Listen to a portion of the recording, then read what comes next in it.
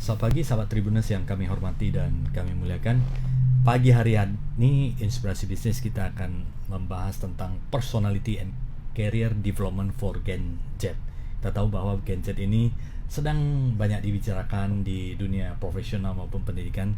Dan hari ini di studio telah bersama kami Ibu Claudie Tiovani, Sarjana Manajemen, Magister Manajemen. Beliau adalah Sekretaris Yayasan dan sekaligus dosen tetap Sekolah Tinggi Ilmu Ekonomi Eka Prastia. Selamat pagi Bu Claudie, apa kabarnya? Pagi, baik Pak.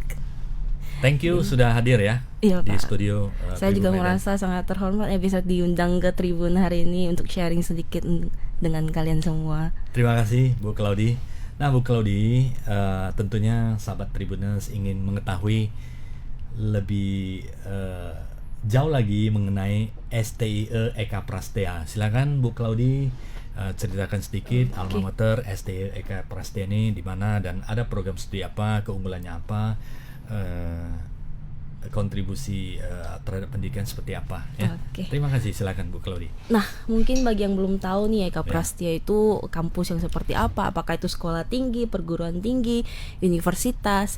Nah, Eka Prastia itu adalah sekolah tinggi bisnis dan ekonomi. Jadi kita itu fokus ke bisnis dan juga ekonomi. Jurusannya itu ada manajemen dan ada akuntansi.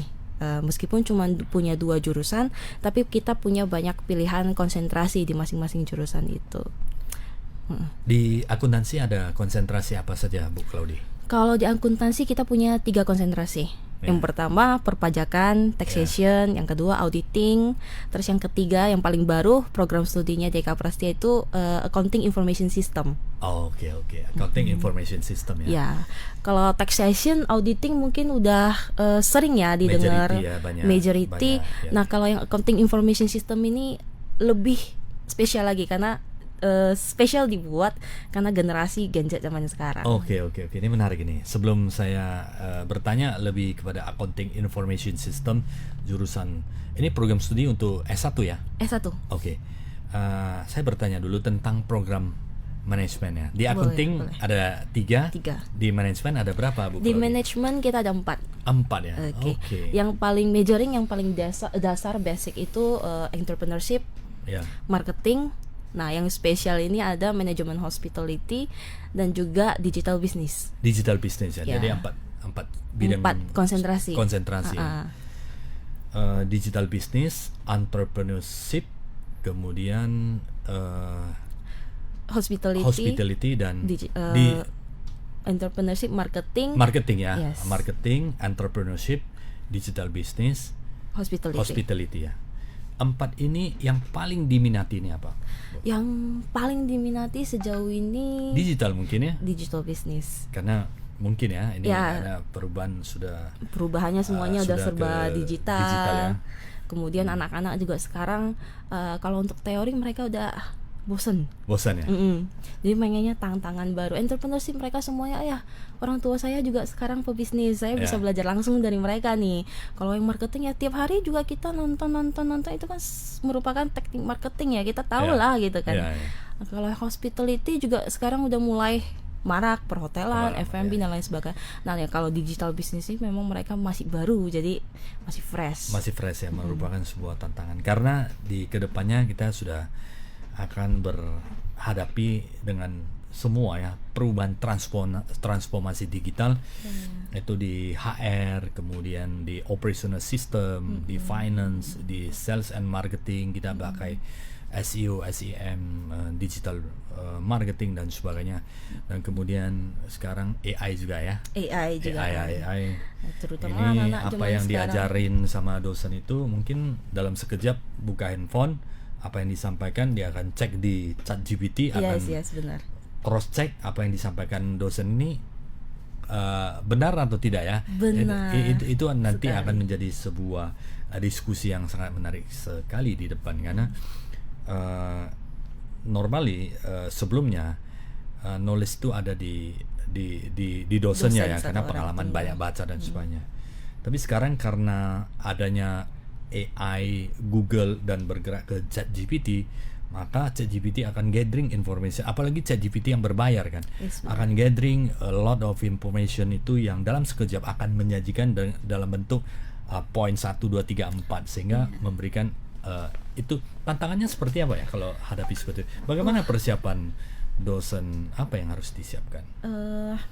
Jujur pada saat pertama kali jadi dosen saya sempat kena mental.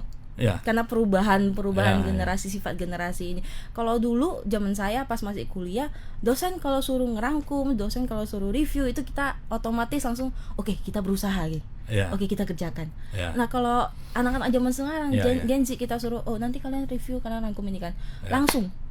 Miss, kalau cuma review rangkum ChatGPT juga bisa. Kami Ya. mau real case katanya. Oh, oke. Jadi itu salah satu. Mereka one step ahead Yes, untuk one step ahead. Itu juga salah satu tantangan kita jadi dosen sekarang.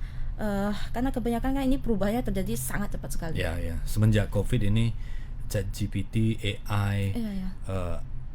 algoritma itu berubah sangat cepat ya. Ya, jadi banyak dosen yang mengalami tantangan seperti itu dan tiba-tiba kaget mental gitu. Kok tiba-tiba anak-anak ini Sebenarnya berani bagus speak kan? up? Sebenarnya Kita itu menjadi bagus. supporter kan. Dosen Benar, adalah benar. supporter, pembimbing, dan memotivasi mereka untuk berkreasi lebih lanjut. Yes. Nah, Dan kita sebenarnya dosen juga belajar kan. dosen juga belajar. Ya. Nah, dari sana kita belajar bahwasanya metode kita perlu diupdate. Ya, Udah nggak bisa lagi pakai metode-metode lama, cara ngajar lama. Kita harus belajar cara mereka, the way Ya, they ya. see things gitu kan. Ya. Nah, sebenarnya kalau kita ngambil sisi positifnya, dengan sifat mereka yang seperti itu, dengan reaksi mereka yang seperti itu, kita terbantu. Ya. Sebenarnya untuk menjadi collaboration yang bagus untuk inovasi dan Yes. something news ya, sesuatu yang baru, kita bisa riset bersama, Ya.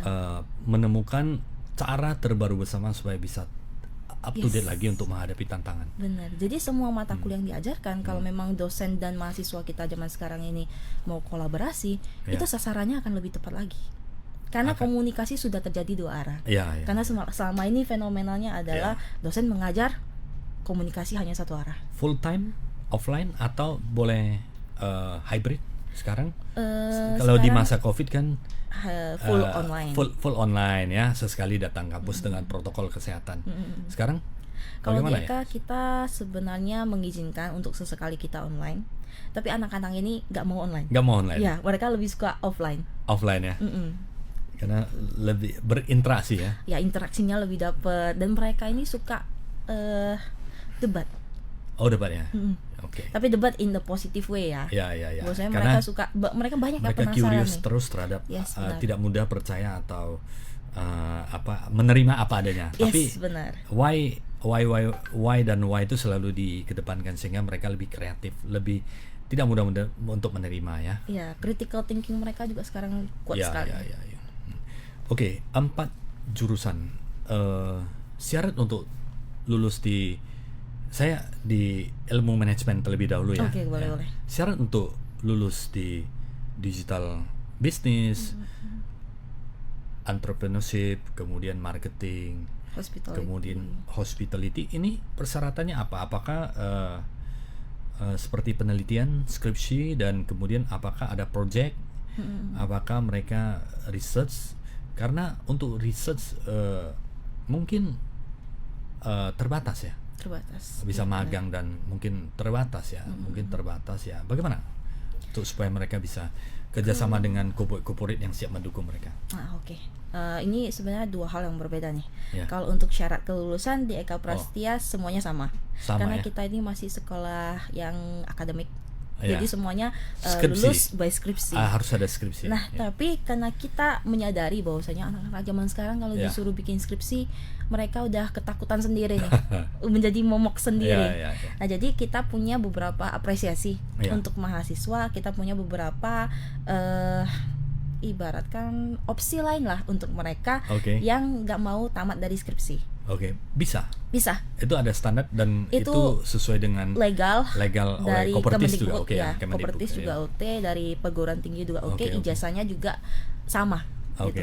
Jadi opsi yang pertama kita biasanya setiap tahun kita ada buat yang namanya International Business and Economic Conference. Syaratnya Syaratnya itu dia harus menjadi pembicara mereka harus bisa atau yes, menjadi as a speaker, pembicara, ya? as a speaker, terus mereka harus buat jurnal. Oke, jurnal paper internasional. base, ya. jurnal internasional. Ya. Kemudian nanti di acara konferensi itu kita akan undang perwakilan perguruan tinggi dari 4 negara berbeda untuk oke. datang. Ya. Terus mereka akan presentasi mengenai jurnal mereka di hadapan Oke. perwakilan tersebut. Dan ya, itu menjadi tugas Syarat, ya? akhir mereka. Oke. Oke. Kemudian yang kedua adalah karena sekarang ini banyak mahasiswa kita yang aktif Ya. ikut lomba akademik maupun non akademik nih. Ya. Jadi kita dari kampus merasa jangan dibatasi deh anak ini. Ya. Dan untuk bisa ikut lomba, untuk bisa ikut skala nasional internasional itu kan Ya. susah. Ya. Jadi dari kampus kasih apresiasi kalau dari anak-anak kita ada yang mampu dan bisa untuk Ya. ikut lomba, Ya. menang juara 1 dan 2 skala nasional dan internasional. Itu bisa jadi syarat mereka untuk langsung Tidak perlu skripsi, tidak perlu ya? skripsi lagi. Oke, ada. Cuma nanti paling yang kalau lulus dari jalur lomba ini, prestasi ini, prestasi mereka seperti apa? Spesifiknya. spesifiknya Seperti lomba apa ya? akademik, seperti biasa akademik itu yang bisnis proposal, Oke. lomba accounting dan lain Oke. sebagainya. Yang non akademik kita lebih ke sport. Oke. Lomba Berarti mereka wusu. olahraga, wusu atau basket dan sebagainya Ya, itu wusu, basket, mereka ya. Mereka juara bisa bisa. menjadi syarat untuk Yes. lulus program Karena studi. sekarang peraturannya itu skripsi menjadi salah satu syarat wajib. Salah satu ya. Salah Masih satu. ada Opsi lain opsi yang yang bisa lain kita yang kembangkan dan bisa. tawarkan. Cuma yang nanti yang jalur prestasi ini mereka tetap harus buat yang namanya mini riset ya. sebagai judul untuk tugas akhir mereka. Oke. Sebatas mini riset Oke. dan Entrepreneurship. Kalau kita cerita entrepreneurship, apa goalsnya? entrepreneurship Wirausaha. wirausaha di Goalsnya program di studi itu kita apa mengajarkan goalsnya? agar mereka membuka pikiran mereka bahwasanya untuk berbisnis itu bukan hanya memerlukan dana. Oke. Karena selama ini yang saya riset di sekolah-sekolah, Ya. saya tanya anak SMA nih, menurut kalian kalau kalian mau jadi pebisnis, apa yang kalian perlukan?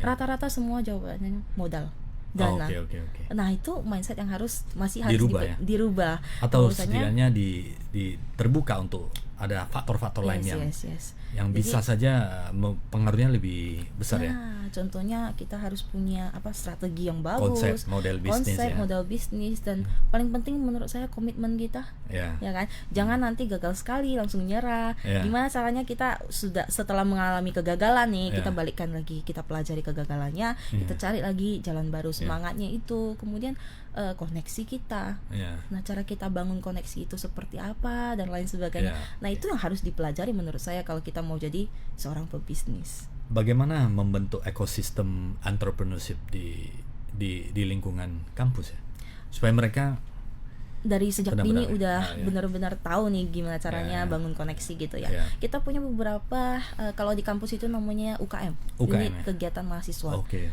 Leo Club kita ada, Lions Oke. Club kita ada, seperti yang kita ketahui bersama. Leo Club, Lions Club Ya, itu ya, organisasi I can say the best lah Ya, untuk ya. kita bisa dapat koneksi Belajar pengalaman, belajar bersama, sharing kegiatan juga. bersama. Yes, Ya, benar, ya. charity. Nah, kita punya program yang seperti itu. Kemudian kita juga membebaskan mahasiswanya. Ya. Kalau kalian mau bangun UKM sendiri, silakan ajukan. Ya. Entrepreneurship sejauh mana sudah berjalan di kampus? Apakah sudah banyak mahasiswa yang sudah mulai awareness terhadap bisnis, atau sudah ada mungkin yang lebih jauh? Kalau entrepreneurship di Eka Prastia bisa dibilang oke. Oke ya. Ya, oke. Karena beberapa dari mahasiswa kita maupun alumni sekarang sudah punya bisnisnya sendiri. Wah, nice. Jadi good sejak ya. dini kalau di mata kuliah Eka Prastia sendiri kita ada entrepreneurship kan. Ya. Jadi di mata kuliah itu kita akan bantu mereka untuk berdagang sedini mungkin. Apapun itu kalian mau, kalian dagangkan di Eka Ya, Prastia, kita jadi, support. Jadi cuan ya. Jadi cuan. Gitu. Oke, marketing sekarang kita cerita. Entrepreneurship, wirausaha sejak dini mereka mindset bisnis. Yes. Dan kemudian kalau marketing bagaimana untuk menghadapi tantangan yang begitu luar biasa? Kan offline sudah mulai tergantikan dengan online, ada marketplace berbagai warna, ada orange dan sebagainya, ada hijau, dan kemudian kita cerita sosial media, ada Instagram, Facebook, Twitter dan sebagainya. Dan kemudian ada kombinasi antara marketplace dengan sosial media, yaitu TikTok yang bisa jualan dan bisa branding dengan algoritmanya yang sangat luar biasa sekali. Ini bagaimana perubahan di dunia marketing seperti itu? Ya, apakah marketing ini nanti ada kaitannya dengan digital bisnis? Sedikit banyak beririsannya. Sedikit banyak pasti mereka berjalan Beriringan, beriringannya. Kalau dulu marketing kita yang kita pelajari mungkin cuma value, SWOT, kita mencari selling point-nya ada di mana. Kalau sekarang mungkin marketing kita lebih fokus ke branding, self brandingnya. Jadi kita push ke gimana cara mereka public speaking yang bagus. Karena sebenarnya bisa jualan ya. Point of marketing ya semuanya harus bisa cuan. Point of marketing is kita nggak peduli barangnya itu seperti apa, tapi kita peduli dengan siapa kita beli barangnya. Secara nggak langsung betul. Ibaratnya ini terjadi saat ini menjadi tren ya. Dengan siapa kita membeli barang tersebut? Dengan siapa kita beli barangnya kan? Aku jual Tupperware 80.000 misalnya. Tapi ada yang beli. Ada yang beli. Terus Pak Siennya jual Tupperware 160.000. Dan bisa jadi penjualan Bapak lebih besar lebih tinggi daripada saya. Nah, itu menjadi suatu tanda tanya nih. Why ya? Kenapa? Why? Ya? Di belakangnya menurut Ibu apa itu? Dari personal branding yang tadi. Pengaruh ya? Pengaruh pasti. Secara nggak langsung orang jual mahal kita bisa punya pemikiran mungkin kualitasnya lebih bagus, mungkin dia punya garansi, mungkin dia punya jaminan, mungkin produknya itu memang sama-sama Tupperware, tapi mungkin kalau dari Pak Sian lihat kayaknya ini mungkin dari luar negeri. Mungkin ada personal branding trust ya, building trust yang sudah dilakukan. Oke, menarik, antara digital, offline, dan ada personal branding yang menjadi sebuah dasar untuk strategi marketing ke depannya. Hospitality, bagaimana melihat perkembangan hospitality ke depannya? Hospitality sekarang kan lagi marak-maraknya ini. Kalau hospitality di bahasa kami nih anak-anak yang nggak suka teori. Anak-anak yang pengennya aktif terus di lapangan gitu. Termasuk di hotel, dan kalau di F&B masuk juga di hospitality. Masuk juga di hospitality. Food and beverage. Yes. Jadi melihat minat anak-anak sekarang, karena kalau sekarang ditanya kalian lebih suka apa? Saya mau yang hospitality. Padahal mereka belum tahu nih hospitality itu nanti ujung-ujungnya kerja di mana. Kenapa mau hospitality? Karena dia banyak masak-masaknya katanya. Enak ya? Enak. Bisa nikmati. Ya sebenarnya. Karena dia banyak jalan-jalannya. Jadi pemikiran mereka sudah seperti itu. Kita dari Eka Prasetya melihat bahwa ini adalah satu kesempatan nih. Anak-anak dengan semangat yang seperti itu harus diarahkan ke hospitality yang baik. Mereka hospitality yang punya manajemennya. Kinestetiknya mereka kuat ya. Kinestetik kuat sehingga mereka tidak suka terlalu banyak teori, konseptual, mereka suka aktivitas di lapangan ya. Benar. Dan hobi makan juga. Hobi makan juga, of course, pasti kan. Jadi dari sana kita melihat bahwa seharusnya mereka ditempatkan sebagai middle management di hospitality. Nah, itu yang Eka Prasetya buat sekarang. Hospitality kita bukan mendidik mereka sebagai pelaku kerja, tapi sebagai middle management dari hospitality itu sendiri. Middle management. Mereka menguasai manajemen, konsep theoretical, tapi mereka juga ada jiwa melayani ya, jiwa melayani dan suka di lapangan. Ada managerial knowledge, dan kemudian ada hospitality-nya. Mereka bisa kombin keduanya ya. Jadi digital business Bu sekarang. Digital business yang keempat ini. Digital business seperti apa ya? Apakah semua harus fully online atau bagaimana? Nah, definisi dari digital business ini juga lahir dari fenomena yang kita riset dulu di sekolah-sekolahan, bahwasanya ada beberapa anak mereka itu hobi IT. Tapi mereka menganggap bahwasanya kalau IT saja sulit untuk survive. Masih mau punya bisnisnya. Nah, sekarang mereka juga sudah melek semuanya. Kalau diperhatikan perusahaan startup sekarang sudah tidak lagi menjual barang. Tapi mereka jualnya jasa via teknologi. Nah, itu yang akhirnya disadari oleh Eka Prasetya, dan kita bangun prodi konsentrasi baru. Nantinya anak-anak ini akan mampu untuk buat aplikasi mereka sendiri. Jadi untuk anak-anak yang suka IT tapi masih matanya terlalu susah. Karena bisa kombinasi lah ya. Ada faktor manajemen dan ada IT dikombinasi. Sehingga model bisnis ini akan ajarkan mereka coding. Ada coding juga ya. Dan akan ada manajemen juga. Jadi mereka bisa combine sendiri otak-otak. Saya mau berbisnis apa sekarang, tinggal saya buat. Seperti startup ya. Saya ke accounting. taxation mungkin kita sudah banyak tahu lah ya. Ya, Karena taxation. dengan peraturan Menteri Keuangan, kemudian Direktur Jenderal Pajak yang sosialisasi semakin lama semakin banyak, tentunya ini update secara terus menerus ya. Ya. Bagaimana mengakomodir perkembangan teks walaupun tidak cepat tapi setiap tahun pasti berubah. Bagaimana mengupdate teks knowledge itu kepada dosen mahasiswa sehingga seperti nanti next kan ada core text lagi itu, bagaimana itu bisa teradaptasi itu? Kalau taxation kalau untuk dosen sendiri kita selalu update. Terus belajar ya? Ya, terus belajar. Apapun peraturan barunya kita selalu trainingkan ya? dosen. Jadi supaya jangan sampai kasih tahu hal-hal yang ya, tidak sesuai gitu kan. Mungkin Kalau ada kerjasama juga dengan ada kerjasama Dirjen juga. Direktorat atau penyuluhan pajak juga ya untuk bisa ter-up to date ya. Terus kemudian juga kita termasuk kampus pencetak konsultan pajak terbanyak. Terbanyak ya? Ya. Rata-rata kalau anak accounting terutama yang ngambil taxation di Eka Prastia itu semester 1 sudah sold out semua. Oh ya? Ya. Nah, satu lagi taxation itu Dilirik, sangat dilirik. Ya. Apalagi sekarang informasi pajak, terutama informasi dari penghasilan konsultan pajak. Kenapa ini bisa seperti mereka dilirik? Apa kelebihan dari program studi ini? Karena pada saat kita sosialisasi mereka selalu tanya, di antara semua prodi mana yang punya prospek bisnis paling bagus? Iya. Karena teks sekarang lagi Iya. kerapian teks menjadi faktor mandatori ya. Iya sebenarnya. Jadi ya kalau ditanya dengan prospek bisnis yang paling bagus dan paling cepat ya taxation. Iya. Ya kan, kita juga sangat ready begitu kalian tamat dari Eka Prastia, saat mau wisuda kita kasih kalian sertifikasi pendamping ijazah B4 A, B4 B. Okay. Jadi benar-benar setelah lu tamat dari Eka Prastia lu udah bisa jadi konsultan pajak sendiri. Itu yang bikin mereka memahami tertarik. dasar ya. Yes. Oke. Itu kalau untuk taxation. Oke. Auditing. Nah, ini kan yang kedua auditing. Spesialisnya apa ini di audit ini?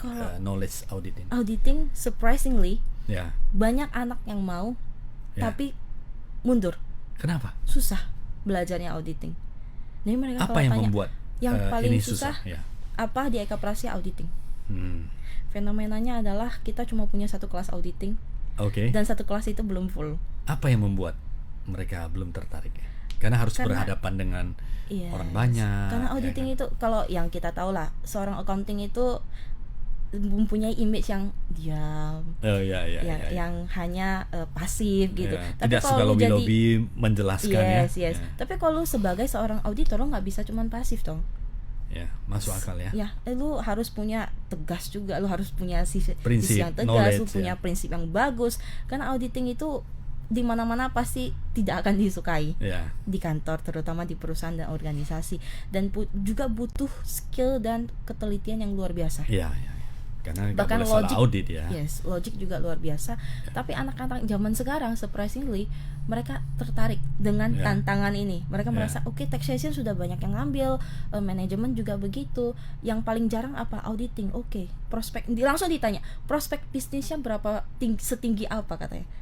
Saya bilang kalau untuk auditor di Indonesia, di Medan terutama itu masih sangat jarang sekali dijumpai. Dan semua perusahaan pasti butuh auditor. Tapi kalau auditor ini harus ada sertifikasi internasional lagi ya. Yes. Sertifikasi karena bisa banyak masuk ke seperti EY Consulting, KPMG, kemudian Arthur and Anderson, itu adalah memang Big Four, dan kemudian ada Big Ten auditor dan perusahaan audit laporan keuangan itu harus masuk di sana ya. Kalau pajak kan lebih mudah cari pekerjaan ya. Bisa melaporkan pajak, saya percaya banyak perusahaan yang tolong laporkan. Individu juga banyak ya.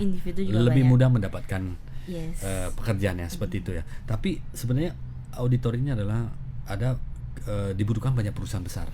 Ya, tapi memang auditor kalau kita harus akui bahwasanya kurang exposure. Ya.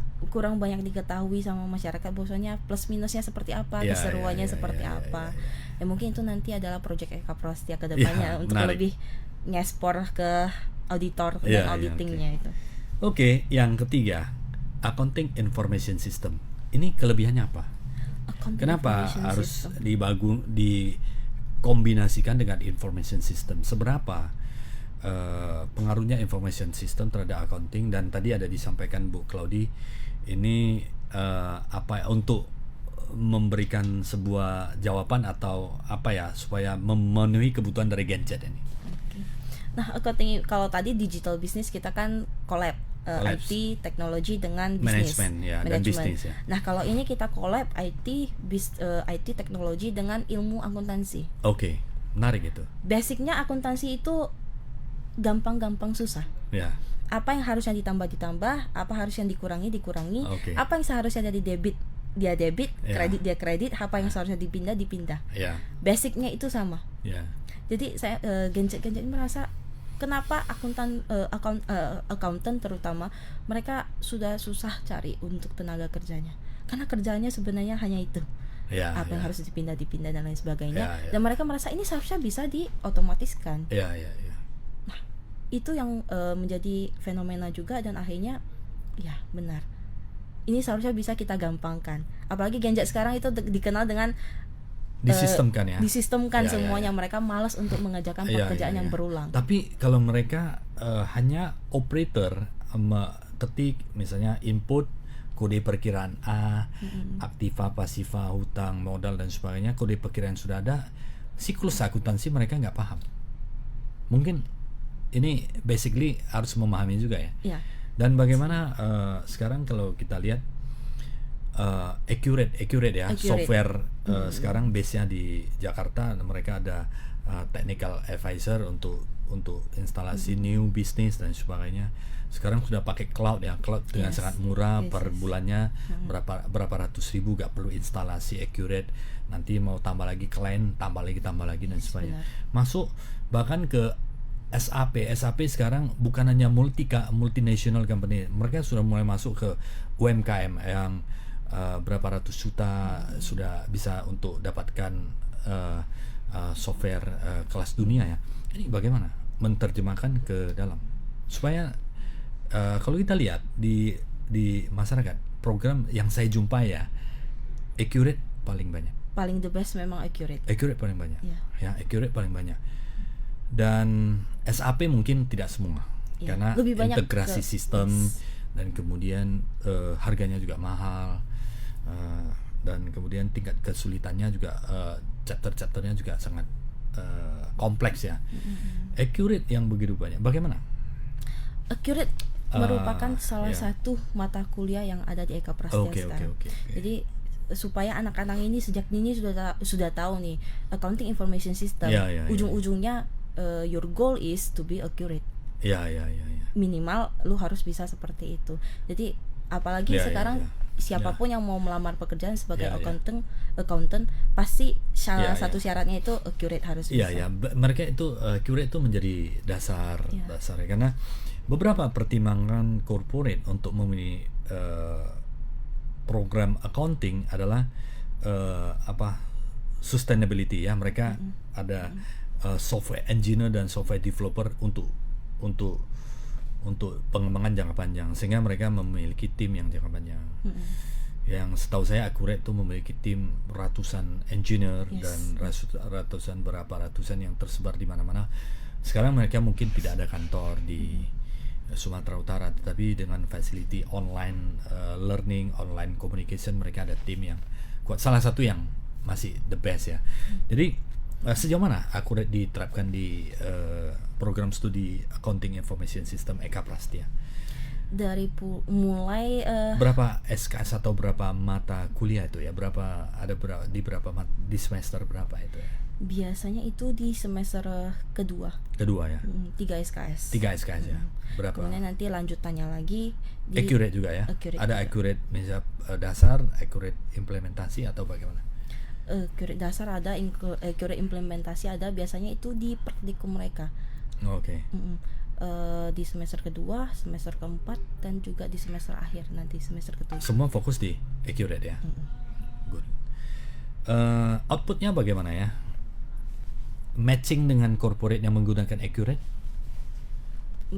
Misalnya ada perusahaan lah, dia gunakan Accurate. Apakah dari lulusan mahasiswa ini mereka basically sudah tahu sehingga operator input key in-nya mereka sudah paham, dan kemudian kode perkiraan sudah garis besar sudah paham, walaupun kode perkiraan di sebuah corporate dengan corporate yang lain bisa beda karena cost centernya bisa beda. Itu bagaimana? Mereka Rata-rata acceptable levelnya. Rata-rata itu kalau di semester 4 mereka udah tahu pemahaman dasarnya, cara pengoperasian. Jadi di perusahaan sudah tidak ada masalah lagi. Mereka bisa adaptasi langsung dengan blend cepat in, ya. yes.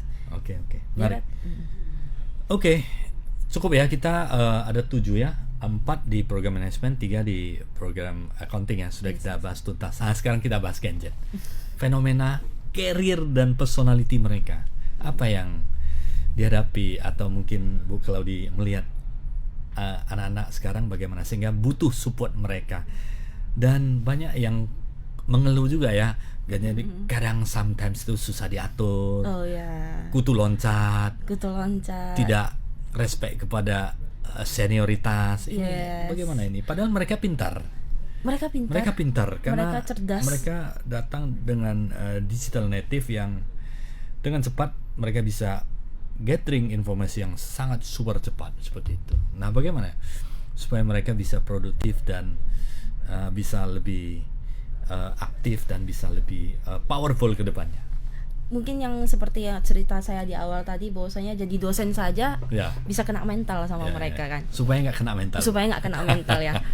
Mungkin Genjet ini udah berjalan lama. Dan setiap hari pasti kita menemukan gadget-gadget yang baru. Oke. Nggak mungkin lagi kita menyuruh mereka yang berubah. Alangkah baiknya kalau kita yang berubah, kita yang acceptance. Dari cerita saya tadi, bahwasanya dari awal kalau saya suruh mereka mini reset tiba-tiba diprotes, kaget. Kemudian setelah saya berusaha terima, oke nih metode saya kolaborasi sama mereka. Alangkah indahnya hidup ini menjadi seorang dosen Genjet.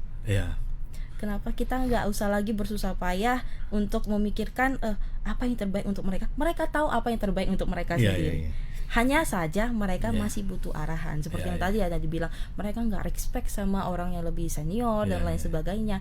Nah, mungkin itu hanya pengaruh komunikasi mereka itu kurang bagus.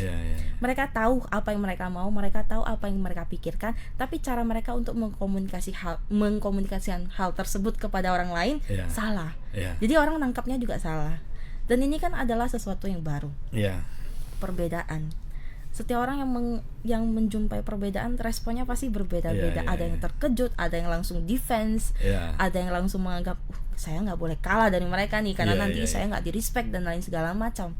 Padahal sebenarnya mereka nggak punya tujuan seperti itu. Personalitinya tidak stabil. Apakah benar demikian? Personality tidak mungkin lebih ke mood swing mereka. Kenapa?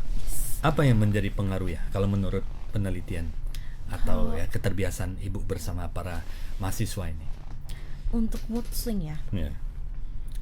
Di Eka Prastia kurang uang jajan? Kurang uang jajan.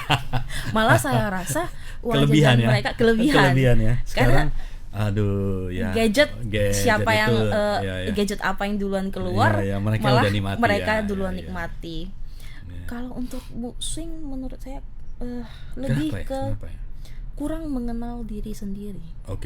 Mereka berarti memahami diri sendiri masih kurang. Masih terikut dengan informasi outside information yang mempengaruhi mereka ya. Bagaimana membangun supaya mereka bisa lebih strong seperti itu? Kalau untuk itu yang tadi personality saya bilang kurang mengenal diri sendiri. Kebetulan di Eka Prastia kita punya mata kuliah personality development and presentation. Di sanalah kita coba riset, dilatih mereka bahwasanya kita riset dulu kelas ini bagaimana karakteristiknya. Satu kelas ini satu kelas ini meledak semua nih. Satu kelas ini contohnya ya. Satu kelas ini semuanya wataknya itu keras semua. Setelah dianalisa bahwa itu penyebabnya kurang mengenal diri sendiri. Kebanyakan mereka, kenapa saya ngamuk? Mereka nggak tahu, tapi saya nggak suka. Oh ya. Saya tanya, kenapa bicaranya begitu keras, kenapa pendapatmu saya nggak tahu sebenarnya Bu, tapi saya merasa saya harus Dia seperti harus itu, pertahankan apa yang idenya. menurut dia benar. Yes. Oke. Jadi mereka Tapi kalau dia tidak tahu kan masalah. ya sebenarnya masalah. Nah ini menjadi satu fenomena kenapa mereka bisa bereaksi tanpa Ya. tahu sebenarnya apa yang harus mereka reaksikan. Mungkin dia sendiri mengikuti apa yang informasi yang tersebar di sedemikian mudah, gampang, YouTube, Benar Facebook, sekali. Instagram, TikTok dan sebagainya, gathering informasi begitu cepat sehingga paradigma terhadap informasi mereka sudah dapat.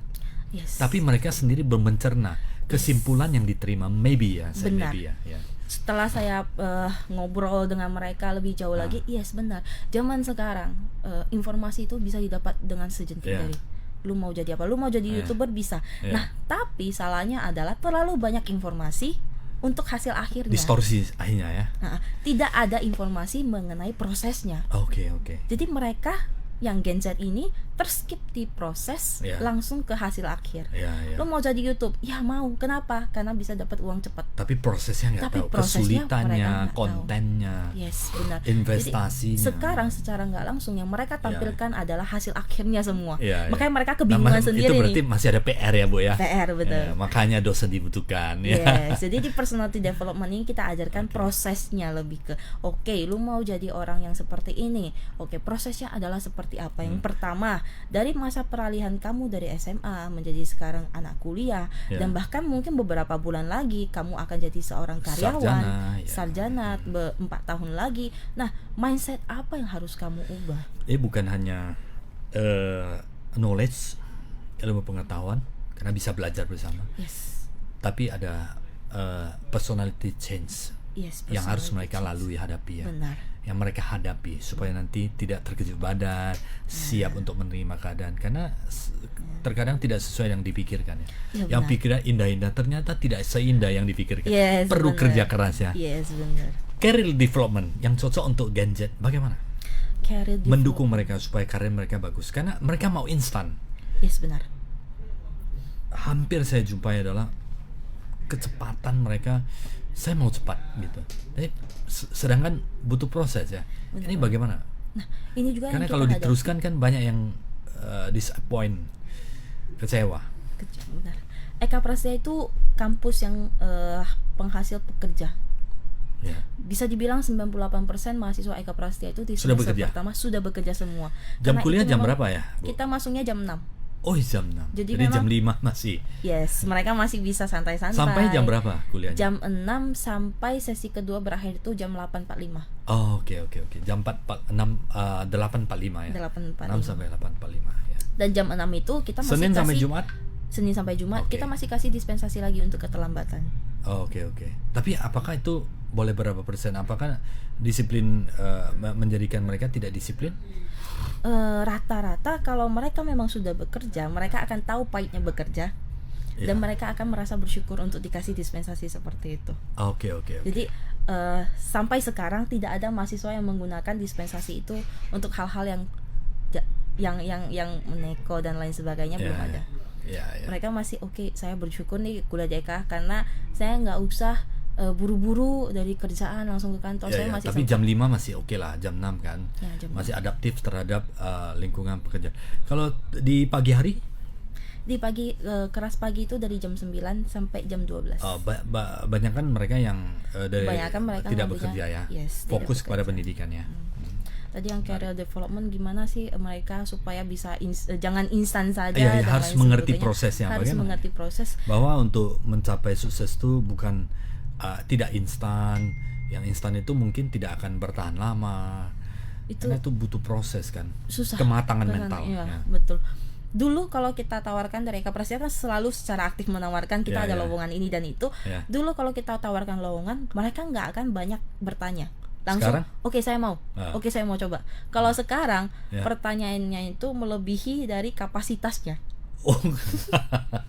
Susahnya Nah, sekarang. Jadi dulu begini ya. Kalau sebelumnya sebagai bos, sebagai owner perusahaan, udah memberikan pekerjaan, ya udah diterima. Yes, benar. Jadi sometimes itu ada sedikit jengkel, udah dikasih kerjaan, pertanyaan sangat banyak, komplainnya juga banyak. Ini Dan bagaimana ternyata ini? skillnya itu belum Kadang-kadang sampai sana. saya melihat apa ya, banyak pemimpin perusahaan atau petinggi perusahaan. Yes, benar Gini. sekali. Ini apakah harus terima keadaan seperti itu atau bagaimana itu ya? Nah, saya juga kurang Kalau mengikuti kayak mana mereka bisa tiba-tiba, Miss, saya mau kerjaan yang punya work life balance katanya. Di semester pertama. ya, mungkin terlalu banyak mendengar ya. Yes, terlalu banyak mendengar mereka.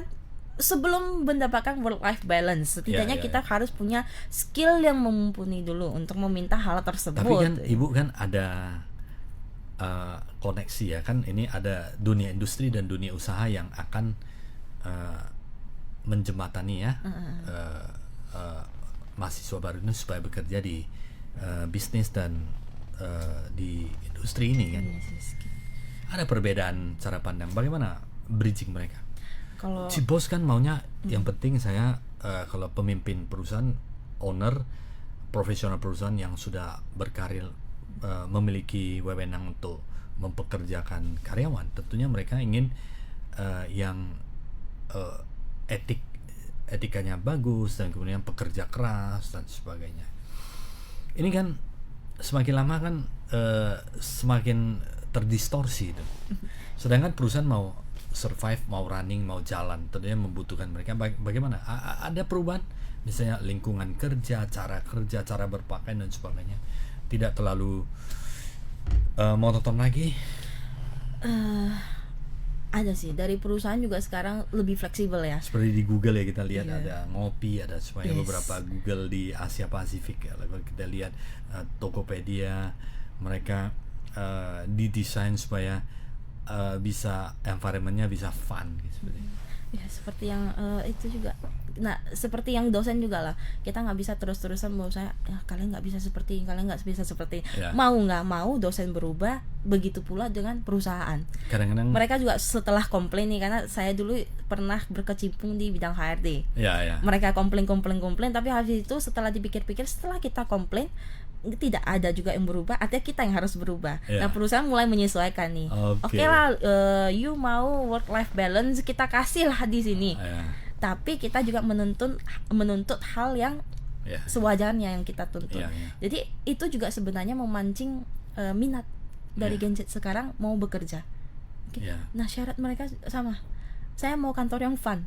Ya. Saya mau kantor yang minimal kita harus punya fasilitas yang seperti ini dan itu ini dan Tetapi kan kecepatan untuk merubah kantor kan tidak seperti, Tidak seperti- merubah geser-geser meja seperti itu. Bagaimana? Nah, menurut biasanya Ibu? kalau dari itu mereka mulai dari budaya perusahaannya dulu. Oke.